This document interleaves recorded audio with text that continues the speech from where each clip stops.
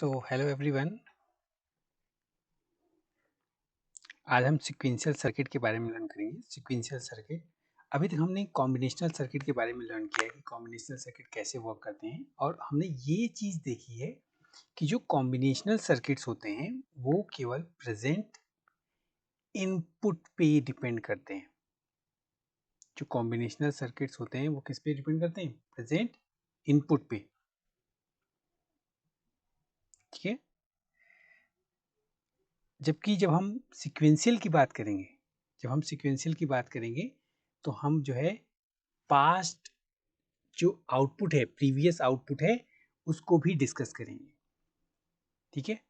तो sequential circuit जो है आपका प्रेजेंट इनपुट और as well as previous output दोनों पे डिपेंड करेगा जो आपका आउटपुट आने वाला है। तो output depends on the present input and previous output. तो आज हम इस सीक्वेंशियल सर्किट के बारे में लर्न करेंगे, बेसिक लर्न करेंगे। सीक्वेंशियल सर्किट ये बहुत इंपॉर्टेंट है। And before starting this class, let me introduce myself and the benefit of Unacademy Plus and Iconic Batch. Myself, Arun Kumar Dubey. I qualified UGC NET and GATE exam first attempt. My code is AKD Live. Please use my code for subscription of Unacademy Plus and Iconic Batch. I am GOAT medalist in my master, currently pursuing PhD in Computer Science and Engineering. My area of research is deep learning. I have 8+ year teaching experience. I teach GATE students as well as university students. The subject I mostly take digital, ADA, DS, DOC, CD and C compiler. This is the most important thing that I would like to share with you, the plus patch. अगर आप देखो YouTube पे सारा content available है, सब कुछ available है, but वो स्ट्रक्चर्ड नहीं है, फोकस्ड वे में नहीं है। अगर वो चीज़ आप लर्न करना चाहते हो कि स्ट्रक्चर्ड डिसिप्लिन वे में अगर आप लर्निंग परफॉर्म करना चाहते हो, तो गो एंड ज्वाइन प्लस। अभी भी टाइम नहीं गया है, आप अभी भी ज्वाइन कर सकते हो प्लस एंड आइकॉनिक बैच।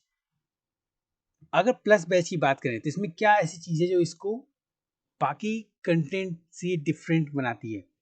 तो ये है आपका live classes, crash course, weekly test, doubt solving, और सबसे इंपॉर्टेंट चीज rank improvement. Class, rank improvement class, ये आपको और कहीं नहीं मिलेगा कि लाइव क्लासेस भी हो, क्रैश कोर्स भी हो, वीकली टेस्ट हो। वीकली टेस्ट आपको चेक कर हेल्प करेगा कि आपने कितना लर्न किया है, ये सारी चीज़ें। और वीकली टेस्ट पूरे गेट पर्सपेक्टिव से रहेगा, गेट के लेवल पे रहेगा, तो इससे आपको ज़्यादा क्लियर होगा कि कितना आपने लर्न किया है, कितना सही लर्न किया है और कितना और लर्न करने की ज़रूरत है। इंग्लिश एंड हिंदी दोनों में आपकी क्लासेस अवेलेबल हैं। इंग्लिश में भी अवेलेबल हैं और हिंदी में भी अवेलेबल हैं। और जब हम आइकॉनिक बैच की बात करते हैं तो इसमें प्लस के सारे बेनिफिट्स हैं। और उसके अलावा क्या है? पर्सनल कोच है, स्टडी प्लानर है, स्टडी बूस्टर सेशन है, और पर्सनलाइज टेस्ट एनालिसिस है, और प्रिपरेटरी स्टडी मटेरियल है। So go and join iconic batch और plus batch and use my code AKD live. Currently YouTube पे हमने ऑलरेडी ये सारे सब्जेक्ट फिनिश कर रखे हैं, discrete, computer network, TOC, OS, COA, और अभी डेटा स्ट्रक्चर, कंपाइलर डिजाइन भी आपका चल रहा है। सून, बहुत बहुत जल्दी आपका जो है, very soon we are going to start DBMS and ADA. वो सिलेबस आपका खत्म हो जाएगा। गेट का पूरा सिलेबस आपका दिसंबर तक खत्म हो जाएगा। Apart from GATE syllabus, machine learning course is also available for you. और करेंटली अगर आप चेक करो तो ये जॉब के लिए बहुत इंपॉर्टेंट है, machine learning course.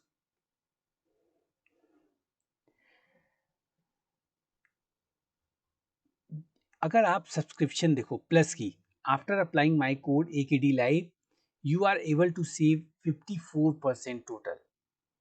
You will save 54% total.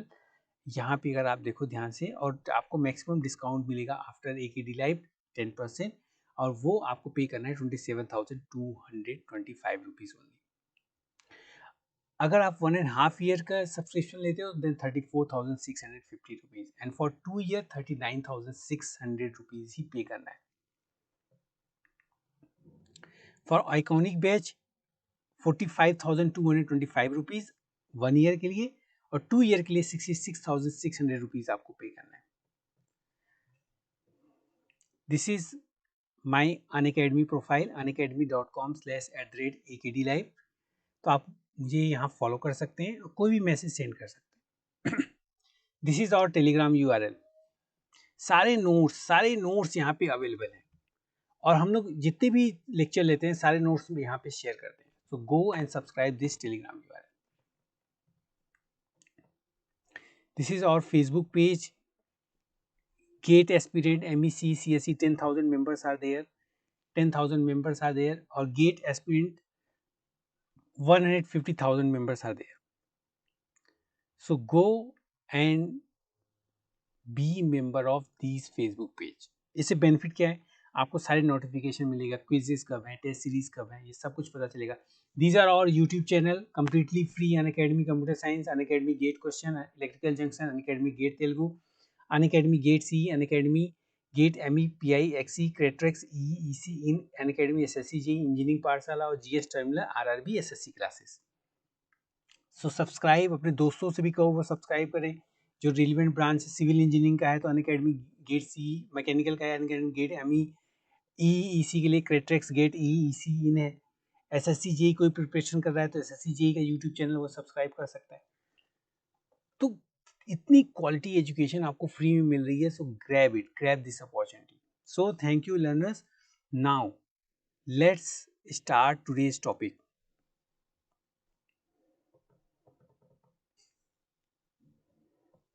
आज का टॉपिक स्टार्ट करते हैं सीक्वेंशियल सर्किट।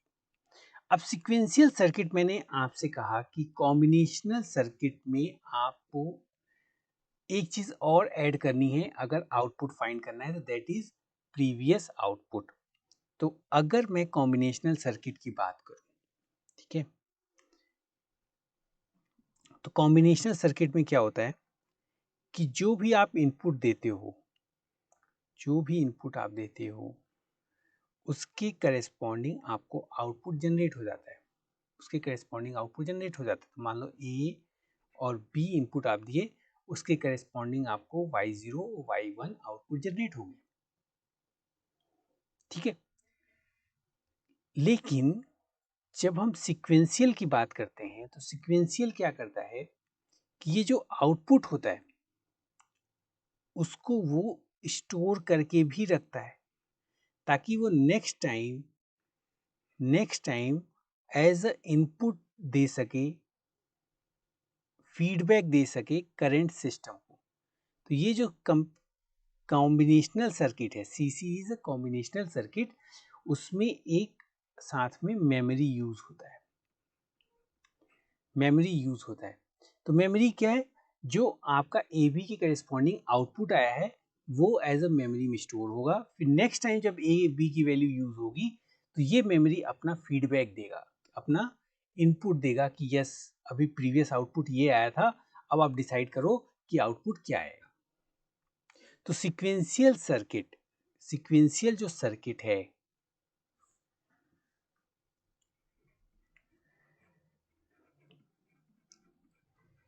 सीक्वेंशियल सर्किट क्या होता है, कॉम्बिनेशनल सर्किट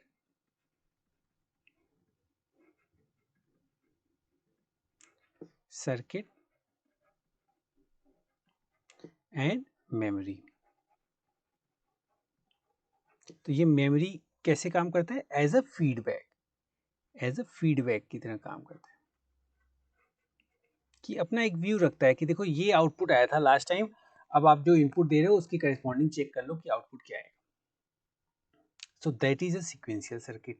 अब सीक्वेंशियल सर्किट में जो सबसे इंपॉर्टेंट चीज है वो है आपकी मेमोरी, सबसे इंपॉर्टेंट चीज है मेमोरी, और यहीं पे आपका रोल आता है फ्लिप फ्लॉप और लैचेस का।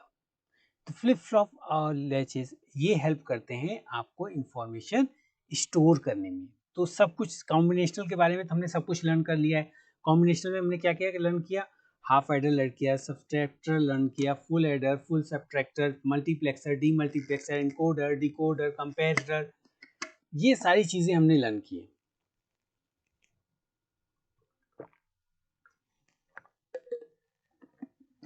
ठीक है, अब उसमें क्या ऐड कर देना है, मेमोरी ऐड कर देनी है। तो वो और स्ट्रॉन्ग बन जाएगा और बन जाएगा सिक्वेंशियल सर्किट। जहाँ पे मेमोरी आती है वो चीज़ ज़्यादा स्ट्रॉन्ग बन जाती है। ठीक है, तो अच्छा, अब मैंने आपसे कहा कि जो ये मेमोरी वाला पार्ट है ये आप फ्लिप फ्लॉप के थ्रू अचीव कर सकते हो। कॉम्बिनेशन मैंने पहले से लर्न कर रखा है, तो क्या डिफरेंस क्या है कॉम्बिनेशनल एंड सिक्वेंशियल में अपार्ट फ्रॉम मेमोरी, क्या डिफरेंस आ सकता है? तो वो मैं डिफरेंस लर्न कर ले, कई बार एग्जाम में आता है आपके।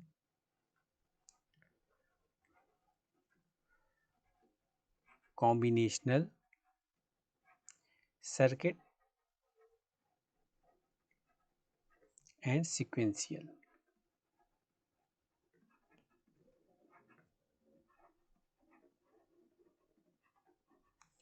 तो combinational and sequential circuit difference,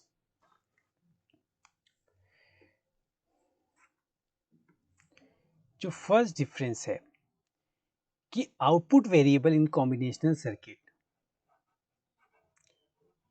output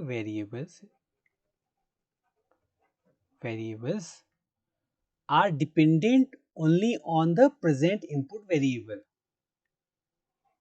are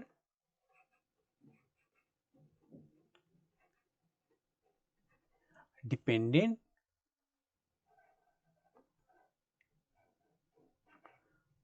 only on the present input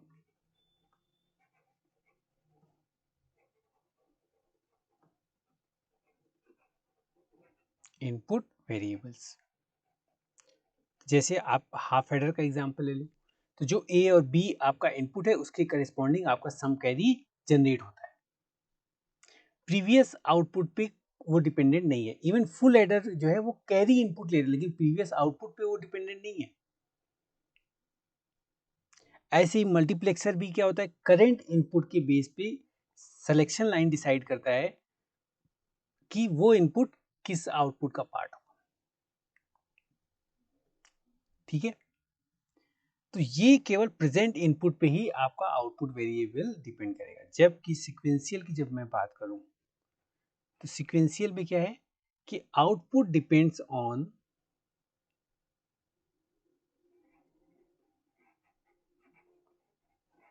output depends on the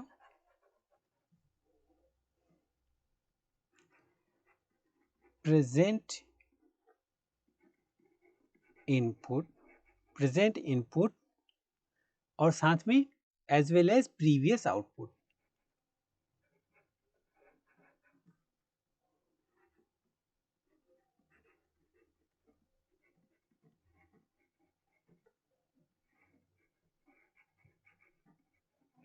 अब वो जो मेमोरी वाला पार्ट है वही प्रीवियस आउटपुट को स्टोर करेगा और नेक्स्ट इनपुट पे कहेगा कि मेरे जो आउटपुट आया था प्रीवियस आउटपुट, उसको भी आप कंसीडर करो नेक्स्ट आउटपुट फाइंड करने के लिए।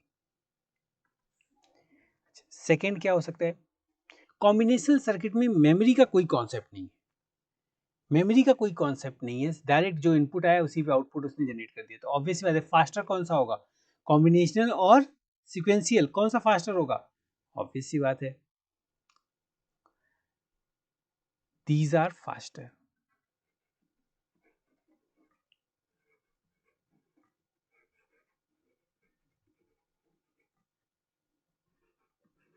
ये क्या होगा, स्लोअर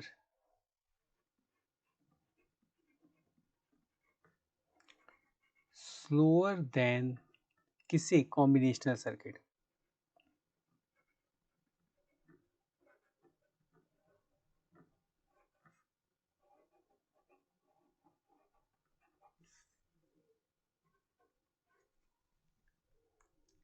अच्छा, कॉम्बिनेशनल सर्किट अगर सिक्वेंशियल सर्किट से कंपेयर किया जाए तो इजी टू डिजाइन है।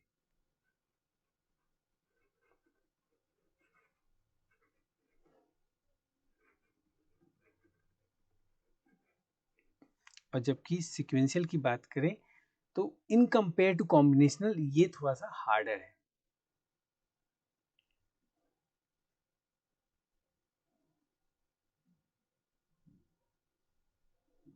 कंपैरेटिवली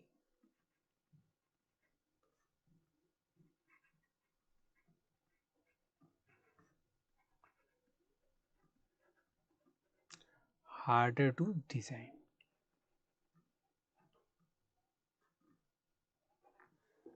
ठीक है, अच्छा एग्जाम्पल इसमें क्या ले सकते हैं, जैसे एडर देखो,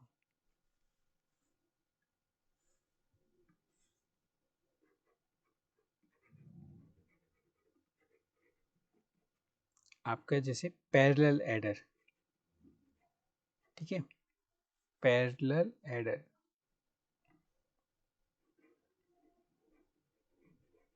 जो 4 बिट हमने एडर बनाया था वो आपका एग्जाम्पल हो सकता है किसका, कॉम्बिनेशनल का। सीक्वेंशियल में क्या एग्जाम्पल हो सकता है, काउंटर। अच्छा देखो, काउंटर बहुत फेमस एग्जाम्पल है सीक्वेंशियल के लिए, क्यों, what is the reason behind this, first check करते हैं। अच्छा, काउंटर अगर मैं आपसे कहूं कि 4 के बाद क्या आएगा, तो 4 के बाद क्या आएगा, कौन सा नंबर आएगा, ये डिपेंड करता है कि काउंटिंग कैसी है। अगर काउंटिंग 1 नंबर की है, मतलब 0 1 2 3, तो 4 के बाद आप क्या डिसाइड करोगे, 5 आएगा। बट अगर काउंटिंग आपकी +2 की है, 0 + 2 4, 0 + 2 किया 2 आया, 2 + 2 किया 4 आया, तो 4 के बाद क्या हो जाएगा, 6 हो जाएगा। तो काउंटर डिपेंड कर रहा है किस पे, प्रीवियस आउटपुट पे भी। तो कोई भी कॉम्बिनेशनल सर्किट में मेमोरी ऐड हो, मतलब प्रेजेंट इनपुट के साथ प्रीवियस आउटपुट भी कंसीडर हो करंट आउटपुट के लिए, तो उसको हम क्या कहेंगे, सीक्वेंशियल सर्किट कहेंगे। That will be known as sequential circuit. ठीक है, ये क्लियर है, ये क्लियर है, ठीक है। अब ये क्लियर है, तो अब हम लर्न करते हैं बाइस्टेबल एलिमेंट्स।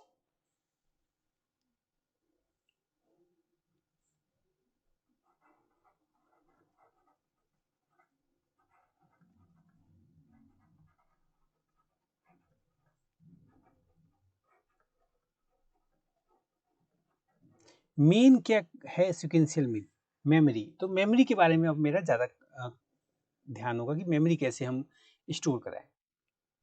ठीक है, तो बाइस्टेबल एलिमेंट्स में हम लैचेस और फ्लिप फ्लॉप लर्न करते हैं।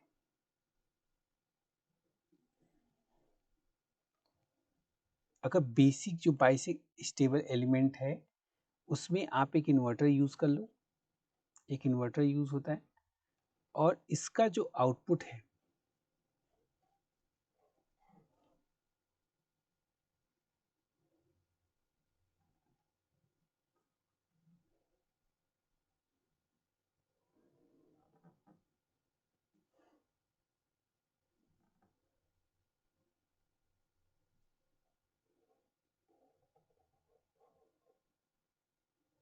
तो मान लो ए एक इनपुट है, तो इसका आउटपुट क्या हो जाएगा, ए कॉम्प्लीमेंट। ए अगर इनपुट है तो इसका आउटपुट क्या हो जाएगा, ए कॉम्प्लीमेंट। और अगर ये बी इनपुट है तो इसका आउटपुट क्या हो गया, बी कॉम्प्लीमेंट। और ये आउटपुट इस इन्वर्टर का इनपुट हो रहा है। तो this is the basic bistable elements. तो अगर मैं इसको आउटपुट को क्यू लिखूं, इसको क्यू नॉट कॉम्प्लीमेंट लिखूं, और क्यू की वैल्यू अगर आपने ए की वैल्यू मान लो, क्यू की वैल्यू 0 कर दिया, ए की वैल्यू 1 किया है, क्यू की वैल्यू 0, तो ये इसके में इनपुट होगा, तो इसका आउटपुट 1 हो जाएगा। फिर यहाँ पे ये 0 1 0 1 0 1 चलता रहेगा। That's why it is a bistable element. तो इसको कंट्रोल करने के लिए कई बार हम लोग क्लॉक यूज करते हैं, ठीक है, कि कब आउटपुट आना चाहिए, कब आउटपुट नहीं आना चाहिए। और ये जो बेसिक बाइस्टेबल एलिमेंट्स हैं, ये किसमें ये यूज होता है, लैचेस एंड फ्लिप फ्लॉप में।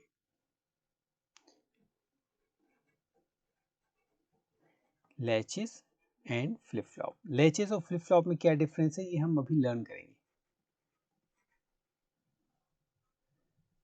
फ्लिप फ्लॉप, यहाँ पे एफ है, flip flop.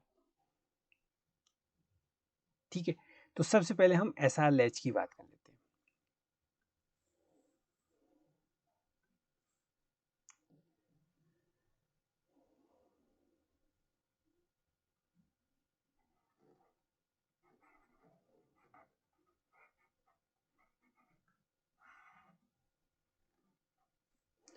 SR latch, this is bistable element, ठीक है।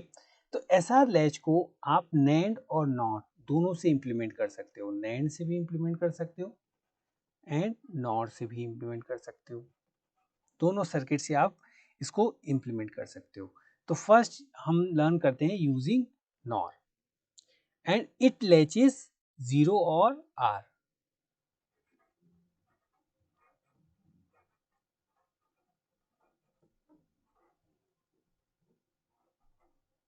0 और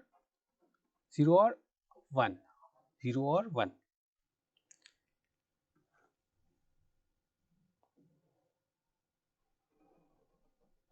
R stand for reset, S stand for set।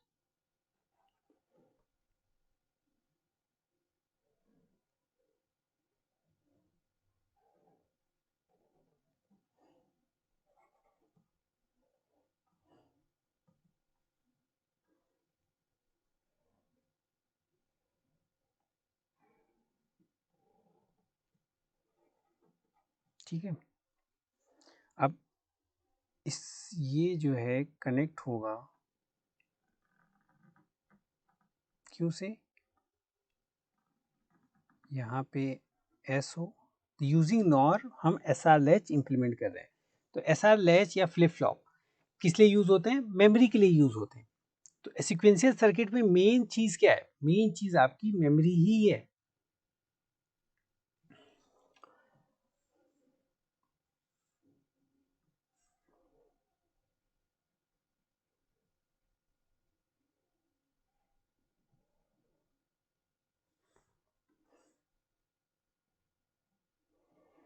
तो ये आपका यूजिंग नॉर, यहाँ पे नॉट है, यूजिंग नॉर हमने क्या इंप्लीमेंट किया,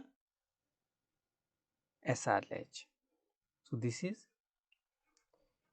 SR लैच using NOR।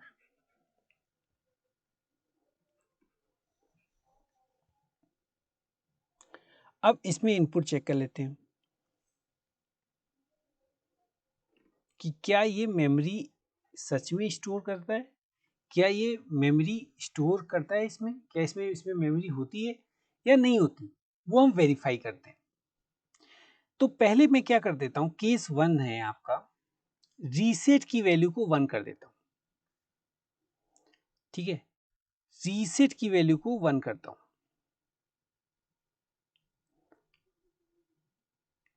और नॉर का ट्रूथ टेबल बना लेते हैं।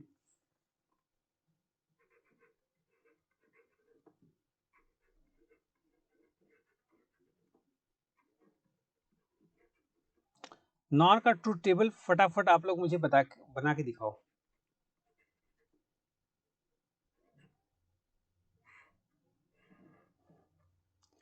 0 0 पे क्या आएगा, 1 आएगा, 0 1 पे 0, 1 0 पे 0 और 1 1 पे 0। ये नॉर का ट्रूथ टेबल है, नॉर का ट्रूथ टेबल है। तो यहाँ पे हेल्प करेगा मुझे सॉल्व करने में। तो अगर R की वैल्यू मैं 1 ले लूँ, ठीक है, और S की वैल्यू 0, क्या आउटपुट आएगा,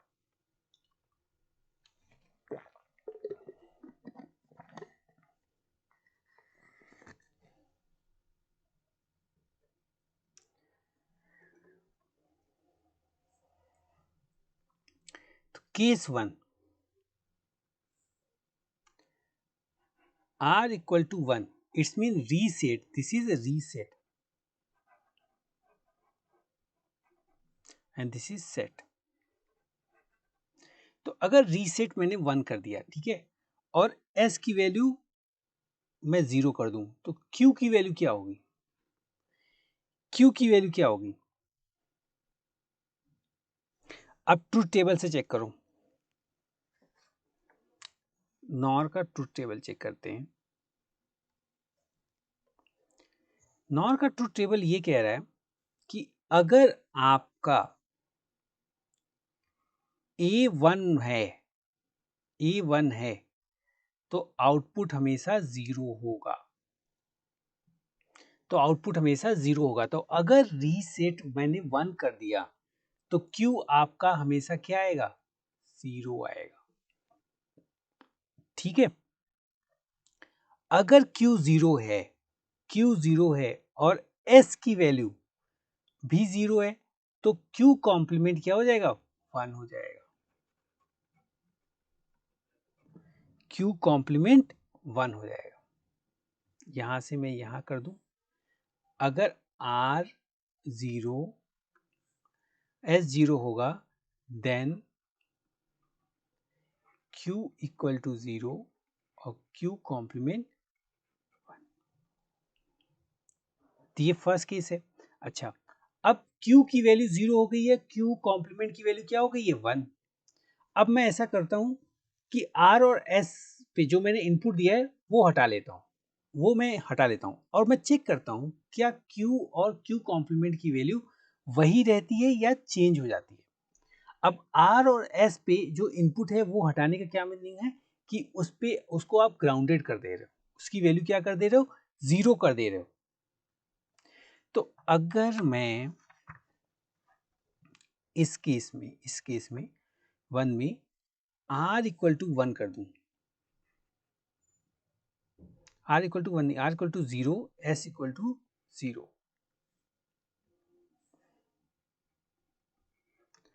अब Q की वैल्यू क्या होगी? आज चेक करो, R की वैल्यू 0 है और Q कॉम्प्लीमेंट की वैल्यू 1 है।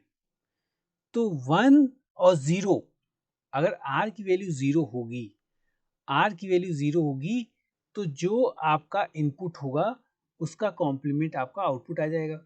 इसका मतलब R की वैल्यू अगर 0 रहती है तो आउटपुट Q क्या आएगा? Q कॉम्प्लीमेंट का कॉम्प्लीमेंट दैट इज 0। तो if R equal to 0 and S equal to 0 तो Q की वैल्यू क्या रह जाती है? 0 और Q कॉम्प्लीमेंट की वैल्यू क्या हो जाएगी? 1। तो जो प्रीवियस आउटपुट था वो आपका रिटेन रहता है अगर हम R और S की वैल्यू को जो भी था उसको रिमूव कर दें। मतलब R और S दोनों को मैं क्या कर दूं? ग्राउंडेड कर दे रहा हूं, मतलब उस पे से इनपुट हटा ले रहा हूं। तो अब आपका प्रीवियस आउटपुट स्टोर रहता है, उसमें कोई दिक्कत नहीं है। अच्छा, नेक्स्ट केस देखते हैं।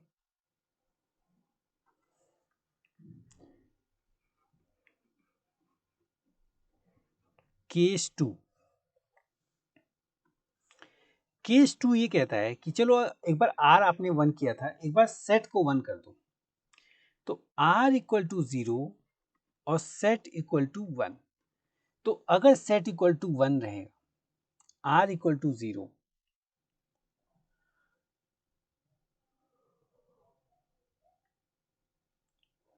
तो Q कॉम्प्लीमेंट क्या होगा? अगर सेट की वैल्यू 1 हो जाती है तब इसका सेकेंड इनपुट कुछ भी रहे, Q कॉम्प्लीमेंट की वैल्यू क्या होगी? हमेशा 0 रहेगी, हमेशा 0 रहेगी। आप ट्रुथ टेबल में देख लो यहाँ पे। तो इसलिए यहाँ पे Q कॉम्प्लीमेंट अगर 0 हो जाएगा और तो यहाँ पे 0 इनपुट आएगा, R की वैल्यू 0 0 0 1, तो Q की वैल्यू 1 हो जाएगी और Q कॉम्प्लीमेंट आपका 0। अब मैं क्या करूं? जो R और S का इनपुट है उसको रिमूव कर देता हूं। If R equal to 0, S equal to 0, क्या Q और Q कॉम्प्लीमेंट की वैल्यू रिटेन रहती है, मेमोराइज रहती है? वो चेक कर लेते हैं। यहाँ पे Q कॉम्प्लीमेंट 0 है, R की वैल्यू 0 है, तो 0 0 का नॉर क्या हो जाएगा? 1। तो Q की वैल्यू क्या हो गई? 1। इसका मतलब Q की वैल्यू 1 रहती है और Q कॉम्प्लीमेंट मेरा 1 और 0 ही रहेगा। तो Q कॉम्प्लीमेंट 0 रहेगा, जिसका मतलब यहाँ पे इंफॉर्मेशन स्टोर है। तो this is the memory case, ये आपका मेमोरी केस है। Similarly this is also memory, मतलब आपने उसको प्रीवियस आउटपुट को मेमोराइज किया है। अगर R और सेट इनपुट वैल्यू अगर आप हटा दो तो भी आपने मेमोराइज किया है। केस 3,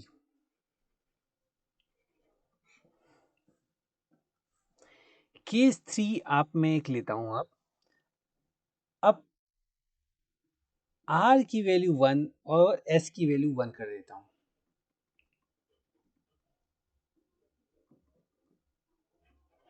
क्योंकि आर 0 और एस 0 तो पहले ही डिस्कस कर लिया हमने। अगर आर 1 और एस 1 कर देता हूं, आर मैंने 1 किया, एस 1 कर दिया, तो दोनों की वैल्यू क्या हो जाएगी? दोनों की वैल्यू Q और Q कॉम्प्लीमेंट, दोनों की वैल्यू क्या होना चाहिए? 0 होना चाहिए। You can't determine the value of Q and Q complement. So Q and Q complement की वैल्यू अगर आप डिटरमाइन नहीं कर सकते, so these are the invalid input, these are the invalid input।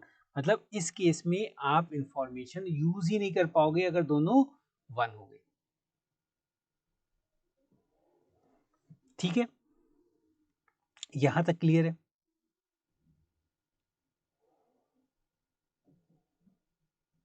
ठीक है, यहां तक क्लियर है। तो इसका ट्रूथ टेबल बना लो, इसका ट्रूथ टेबल बना लो। तो इसका ट्रूथ टेबल के लिए एक बार याद रखना, रीसेट अगर 1 है तो Q की वैल्यू 0 होगी, और सेट 1 है तो Q की वैल्यू उसका अपोजिट 1 हो जाएगी। बाकी 1 1 पे तो इनवैलिड केस है। तो इसका ट्रूथ टेबल,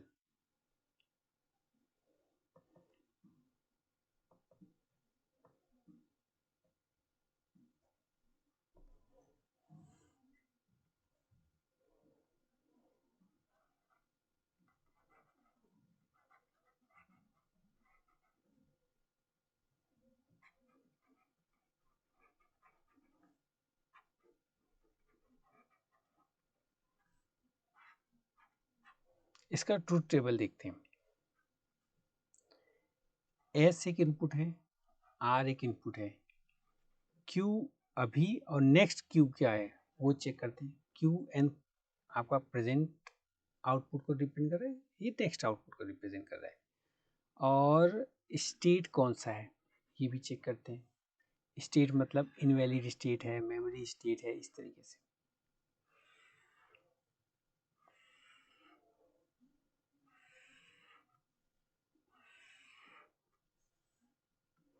तो अगर एस की वैल्यू मैं 0 कर दूं और आर की वैल्यू 0 और प्रीवियस आउटपुट 0 हो, तो आप मुझे बताओ सर्किट से क्या आएगा? एस की वैल्यू 0, आर की वैल्यू 0, प्रीवियस आउटपुट 0, तो ये कौन सा स्टेट है? तो एस की वैल्यू 0, आर की वैल्यू 0, प्रीवियस आउटपुट आपका 0 है, तो 0 0 से क्या आ जाएगा? 1 आ जाएगा, फिर 1 0 से क्या हो जाएगा? 0 आ जाएगा। तो इसका मतलब अगर आर की वैल्यू 0, एस की वैल्यू 0 है और प्रीवियस आउटपुट जो रहेगा वही आपका नेक्स्ट आउटपुट बनेगा। तो यहाँ पे अगर प्रीवियस आउटपुट 0 है तो नेक्स्ट आउटपुट 0 बनेगा, प्रीवियस आउटपुट 1 है तो नेक्स्ट आउटपुट 1 बनेगा। ये कब है? जब आर और एस की वैल्यू 0 0 है।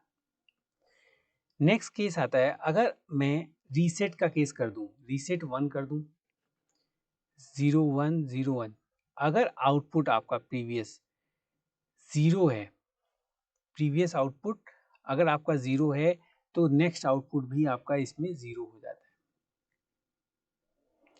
अच्छा, अगर प्रीवियस आउटपुट 1 है तो इन दिस केस ऑल्सो आपका नेक्स्ट आउटपुट 0 हो जाएगा। इसको हम कहते हैं रीसेट स्टेट। प्रीवियस वाले को क्या कह रहे थे? Memory state. प्रीवियस स्टेट को क्या कह रहे थे? Memory state. क्लियर है? ठीक है, नेक्स्ट केस लेते हैं। अच्छा, इसको मैं पहले चेक कर लेता हूं सर्किट में। अगर R1 है, R1 है, तो यहाँ पे कोई भी आउटपुट हो उससे कोई फर्क नहीं पड़ता, Q की वैल्यू क्या हो जाएगी? 1 हो जाएगी। R1 है, अगर R1 है तो नेक्स्ट आपका 1 होगा, नेक्स्ट आपका 1 होगा। ये आप ध्यान रखो, यहाँ थोड़ी सी मिस्टेक मैंने कर दी, क्योंकि R अगर 1 है, अगर रीसेट वैल्यू 1 है, तो आपका ये डिपेंड नहीं करता कि Q नॉट पे क्या आ रहा है। तो 1 और किसी के साथ भी करोगे तो 1 उसका कॉम्प्लीमेंट, तो Q की वैल्यू क्या हो जाएगी, Qn+1 क्या हो जाएगा, 0 हो जाएगा। ठीक है, R1 अगर आपका है तो Q नेक्स्ट क्या होगा, 0 होगा।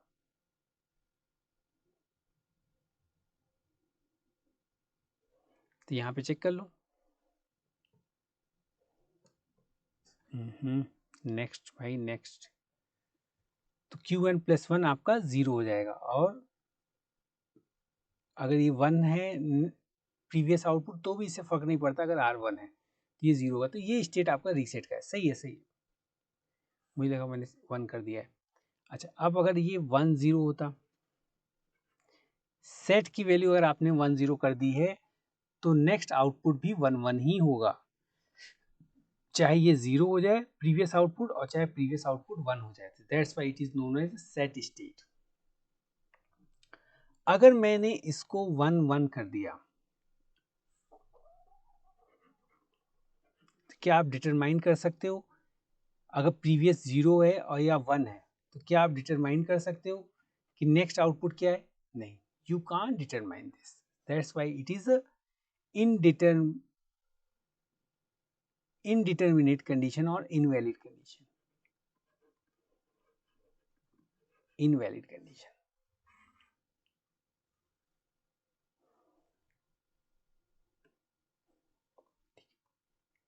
तो ये SR लैच का ट्रूथ टेबल है।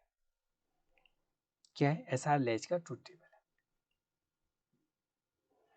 तो यहाँ पे आप देखो ये मेमोरी स्टेट कब एग्जिस्ट कर रहा है, जब S और R जब दोनों को आप वैल्यू हटा दो तो वहाँ पे जो प्रीवियस आउटपुट था वही नेक्स्ट आउटपुट आपका बन रहा है। अब मैंने आपसे कहा कि अगर ये बाइस्टेबल सर्किट है, ये बाइस्टेबल सर्किट है, क्लियर है, बाइस्टेबल सर्किट है, तो ये तो बहुत फ्रिक्वेंटली चेंज होता रहेगा, 0 1 0 1 0 1 0 1। ठीक है, वैल्यूज R और S की वैल्यू अगर मैं रख भी दूं, R की वैल्यू अगर मैं 1 कर रहा हूं तो चलो रीसेट का स्टेट है, S की वैल्यू 1 कर रहा हूं रीसेट का स्टेट है, और अगर 0 0 कर रहा हूं तो नो चेंज है, लेकिन 1 1 कर रहा हूं तो इनडिटरमाइन हो रहा है, 1 1 कर रहा हूं तो क्या हो रहा है, इनडिटरमाइन हो रहा है। तो अगर ये सर्किट काफ़ी तेज़ी से, ये जो होते हैं बाइस्टेबल सर्किट्स होते हैं काफ़ी तेज़ी से चेंज होते हैं, इसको कंट्रोल करने के लिए कुछ होना चाहिए। तो उसके लिए हमने लर्न करने वाले हैं क्लॉक। क्लॉक जो है वो हेल्प करेगा कि इसको आप कंट्रोल करो। क्लॉक क्या करेगा, इसको हेल्प करेगा कि आप इसे कंट्रोल करो।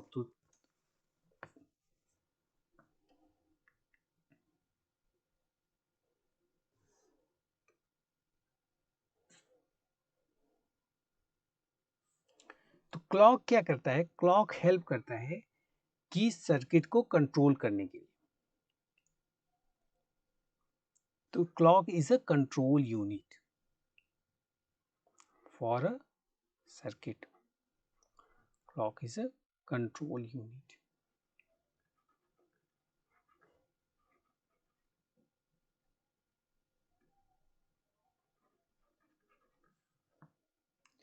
अब क्लॉक लगाने से पहले मैं ट्रिगरिंग मेथड देख लेता हूँ क्या है, क्या ऐसी चीजें हैं जो सर्किट को ट्रिगर कहती हैं। तो ट्रिगर करने के लिए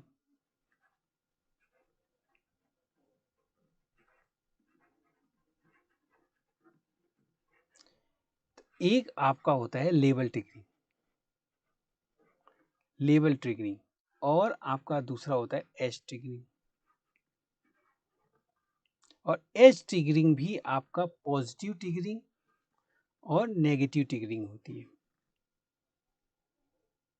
ठीक है, तो अगर आपका क्लॉक इस तरीके से मूव कर रहा है,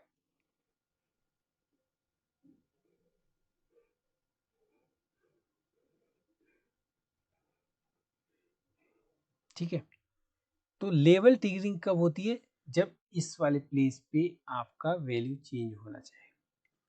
दिस इज लेवल ट्रिगरिंग। ठीक है, एज ट्रिगरिंग कब होती है, जब ये जैसे ये पॉजिटिव एज है, ये नेगेटिव एज है, इस पे आपका स्टेट आपका चेंज हो। मेमोरी स्टेट के चेंज होने के चांसेस जब इस पे होंगे, ये एरो वाले मार्क पे, तो इसको क्या कहेंगे, एज ट्रिगरिंग। तो अगर लो टू हाई है और यहाँ पे वैल्यू चेंज हो रहा है तो दैट इज पॉजिटिव ट्रिगरिंग, और हाई टू लो में चेंज हो रहा है तो then that is negative triggering. तो ये आप 0 मान लो, इसको 1 मान लो। ठीक है, ये दो चीजें समझ में आ गई। अगर ये दोनों चीज समझ में आ गई हैं तो यूजिंग नैंड इसको आपको इम्प्लीमेंट करना है। यही सर्किट यूजिंग नैंड, ताकि आप उसमें क्लॉक ऐड कर सको और कंट्रोल कर सको सर्किट को। तो यूजिंग नैंड अगर आप एसआर लैच इंप्लीमेंट करना चाह रहे हो, if you want to implement SR latch using NAND,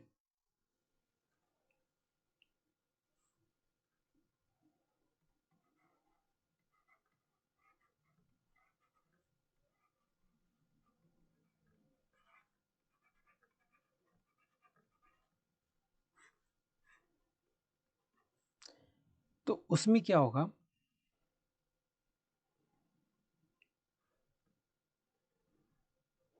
ये आपने नैंड लगाया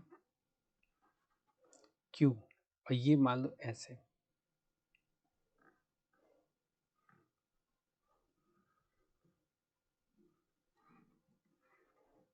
क्यू कॉम्प्लीमेंट है।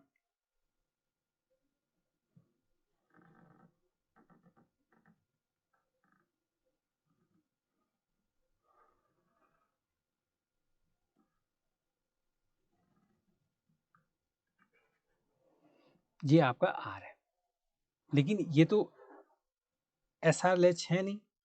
एसआर लैच बनाने के लिए आपको इसके आगे एक और नैंड लगाना होगा।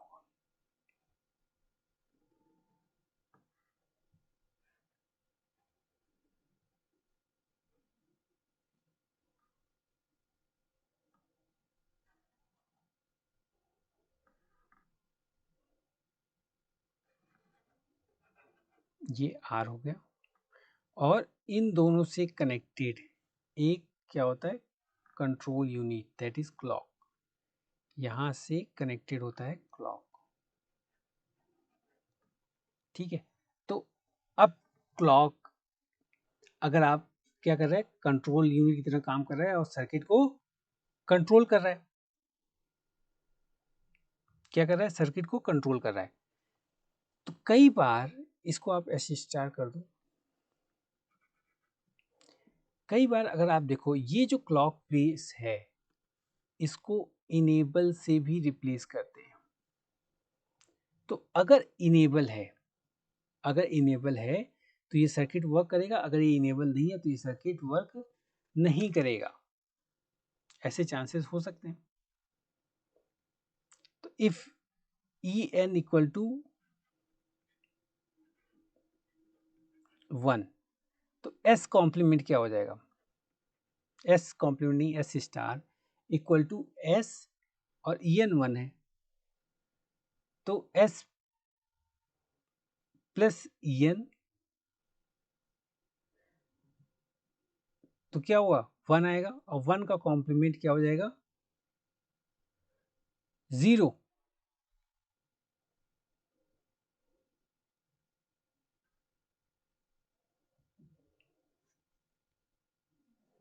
तो ये आपका हो जाएगा एस कॉम्प्लीमेंट, और अगर ये ई एन की वैल्यू 0 कर देता हूं तो ये 1 हो जाएगा।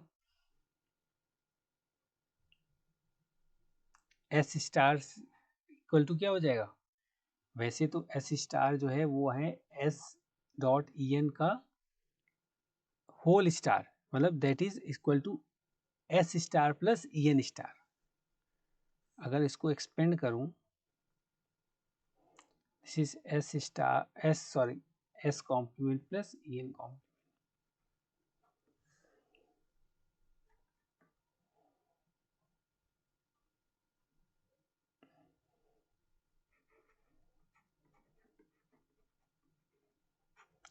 Are complement plus E N complement, R star जो वैल्यू आई। तो अगर ई एन 1 में कर दूं तो ई एन का कॉम्प्लीमेंट 0 हो जाएगा, तो एस स्टार क्या हो जाएगा, एस कॉम्प्लीमेंट। ये क्लियर है। अच्छा, अगर मैं en को 0 कर दूं तो s स्टार क्या होगा? अगर en आपने 0 कर दिया तो यहाँ पे 0 की 1 हो जाएगा, तो 1 प्लस एस कॉम्प्लीमेंट ये क्या होगा? हमेशा 1 हो जाएगा। ये क्या हो जाएगा? 1 हो जाएगा।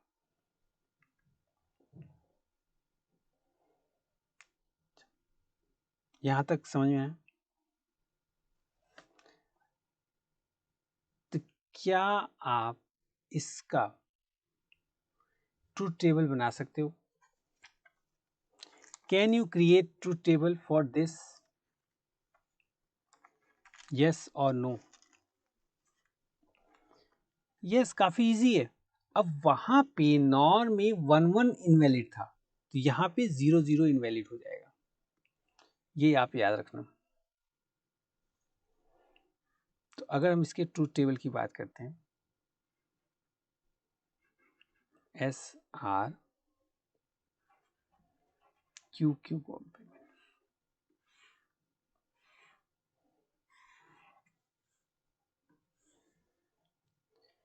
तो एस की वैल्यू जब 0 और 0 होगी तो ये आपका इनवैलिड स्टेट होगा, नॉट यूज्ड। आप इसको यूज नहीं कर सकते। अगर एस की वैल्यू 0, आर की वैल्यू 1 होती है तो आपका क्यू 1 होगा, और क्यू कॉम्प्लीमेंट ऑब्वियस सी बात है 0। अगर ये 1 0 रहेगी तो क्या होगा? ये 0 होगा और ये 1 होगा।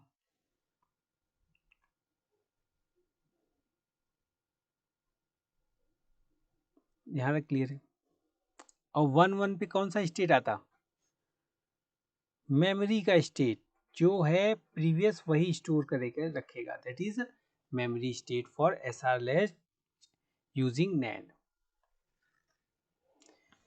तो नेक्स्ट क्लास में हम इसके बारे में और लर्न करेंगे, फ्लिप फ्लॉप के बारे में लर्न करेंगे, लैच और फ्लिप फ्लॉप में डिफरेंस लर्न करेंगे। एक बेसिक डिफरेंस तो मैं आपको बता ही दूं कि नॉर्मली जो फ्लिप फ्लॉप होता है वो एज ट्रिगर्ड होता है, जबकि लैच लेबल ट्रिगर्ड होता है।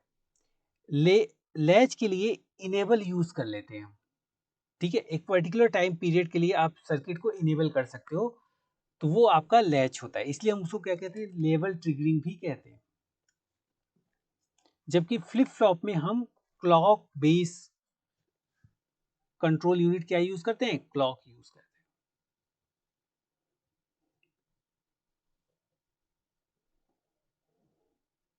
तो आउटपुट तभी आता है जब क्लॉक सिग्नल इस पे एक्टिवेट किया जाता है। और जब लैचेस की बात करेंगे तो इनेबल जो कंट्रोल यूनिट है वो आपको क्या किया जाता है? इनेबल सर्किट को 1 कर दो आप, ठीक है। तो लैच और फ्लिप फ्लॉप के बारे में पूरे डिटेल से कल लाइव क्लास के बारे में लर्न करेंगे। अभी बेसिक बेसिक आपको ये समझ लो, सीक्वेंशियल सर्किट में मेमोरी की रिक्वायरमेंट होती है। यही मेमोरी की जो रिक्वायरमेंट है ये फ्लिप फ्लॉप के थ्रू हम फुलफिल करते हैं। तो इसलिए सीक्वेंशियल सर्किट में हम सीक्वेंशियल सर्किट की बजाय फ्लिप फ्लॉप ज़्यादा लर्न करते हैं। RS फ्लिप फ्लॉप और T flip flop, D flip flop, JK flip flop, तो ये फ्लिप फ्लॉप के बारे में ज़्यादा लर्न करते हैं, ठीक है। So this was the first class introduction to sequential circuit. I hope कि आपको सीक्वेंशियल और कॉम्बिनेशन में डिफरेंस समझ में आ गया होगा। ऐसा लैच में कैसे मेमोरी स्टोर हो रही है ये भी समझ में आ गया होगा। So next let's meet in the next class with difference of latch and flip flop and SR flip flop के बारे में अच्छे से लर्न करेंगे। Okay learners, so please like, share and subscribe our YouTube channel Unacademy computer science, और please be member of our Facebook page and follow my Unacademy profile unacademy.com/@akdlive। ये बहुत important है, आप इसे फॉलो करो, फ्री में है फॉलो करना, और मुझे मैसेज सेंड करो। और मेरे जो स्पेशल क्लास के लेक्चर हैं गेट पे उसको आप देखो, बेसिक सी प्रोग्रामिंग पे है उसको भी आप देखो, और कोई भी डाउट हो तो आप पूछ सकते हो. This is our Telegram URL. All notes will be available at this place. So thank you everyone. Let's meet tomorrow in the live class with SR flip-flop and the difference between latch and flip-flop. Thank you everyone. Bye bye bye. Good night. Take care.